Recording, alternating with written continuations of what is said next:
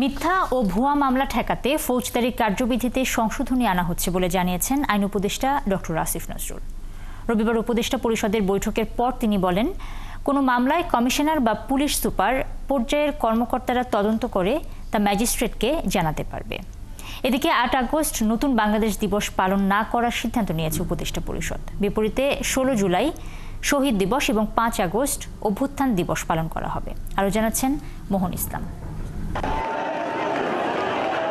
জুলাই অভ্যুত্থানের পর অসংখ্য মামলা হয়েছে থানায়। এর মধ্যে মিথ্যা ও ভুয়া মামলা সংখ্যাও কম না।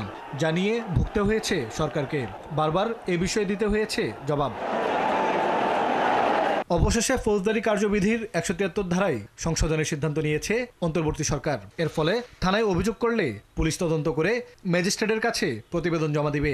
সেই প্রতিবেদন অনুযায়ী ম্যাজিস্ট্রেট মামলা ও আসামির বিষয়ে সিদ্ধান্ত দেবেন। ম্যাজিস্ট্রেটের কাছে জমা দেওয়ার পর ম্যাজিস্ট্রেটের কাছে যদি মনে হয় যে এই মামলার মধ্যে ১০০ জন লোককে আসামি করা হয়েছে, তার মধ্যে ৯০ জনের ব্যাপারে কোনো অভিযোগই আসলে নাই, কোনো ৯০ জনের বিষয়ে কোনো সাক্ষী নাই, কোনো এভিডেন্স নাই, কোনো ইনসাফিসিয়েন্ট এভিডেন্স, যা এভিডেন্স আছে সেটা ধর্তব্যের মধ্যে না, তাহলে উনি সাথে সাথে প্রি ট্রায়াল স্টেজেই ওই মামলা থেকে ওই আসামিদেরকে, যাদের বিষয় বা যাদের বিরুদ্ধে কোনো সাবস্ট্যান্টিভ বা সাফিসিয়েন্ট এভিডেন্স নাই, তাদেরকে ওই মামলা থেকে মুক্ত করে দিতে পারবেন। ৫ আগস্টের অভ্যুত্থানের পর ঢাকায় জাতিসংঘের মানবাধিকার কমিশনের একটি অফিস স্থাপন নিয়ে বেশ আলোচনা হয়। কয়েকটি রাজনৈতিক দল এর বিরোধিতাও করে।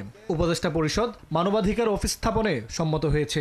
OHCHR মিশনের একটা অফিস বাংলাদেশে হবে, এই লক্ষ্যে ওনারা আলোচনা করছিলেন। তো এই আলোচনা একটা উল্লেখযোগ্য অগ্রগতি হয়েছে।